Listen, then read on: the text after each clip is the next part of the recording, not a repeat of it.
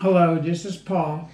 Hi, I'm Teresa, and in this episode of our Table Talk series, we're going to talk about Paul's walker and the basket that we got that made things easier. So when you first came home from rehab, you were still using a walker. Yeah. Actually had just started using a walker. You came home in the wheelchair.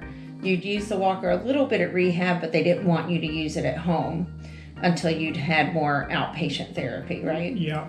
So once that happened and you started using the walker, one of the problems that we had is that to use the walker, you had to use your one good hand to move the walker around, right? Yes. So talk about one of the solutions that you came up with for when you had to go to therapy. So that like fanny pack thing. Did the fanny pack first. And that was pretty good, but I had a hard time unzipping it and stuff like that, but it got better after a while. I carried my phone and my wallet because I had to show my insurance card almost every single time. They knew who I was, but you gotta show it every time, so that was pretty good for a while. Then we got a basket going, a walker, and I was able to walk around the house, and then I started going out to get the mail. And the basket was good to put the mail in that. And what else did you use the basket for in the house? Do you remember? No. Like when you wanted a bottle of water. Oh, I put a bottle of water in it, and I That way you could carry it back to the living room. back to the living room, and some snacks or something like that. I can put them in a Tupperware thing and just put the top on it and put them in a basket and take them back.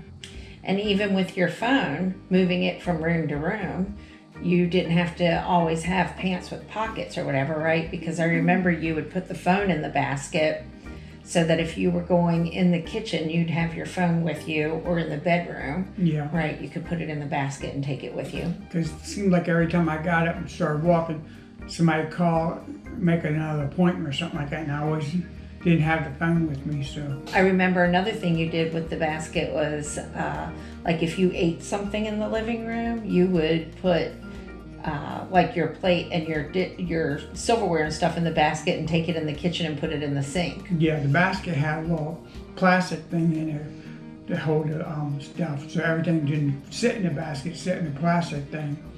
So that way it didn't fall through, and we could wash the plastic thing. Wash it. So you basically used it anytime you needed to carry anything around the house, right? Yeah.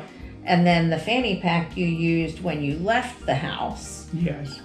But even that, you started after we got the basket. I remember you kind of stopped using that, and even when you would go to your therapy appointments, you would just put your phone and your wallet in the basket on the walker, right? And you kind of stopped using the fanny pack because that worked better since you didn't have to unzip it or anything.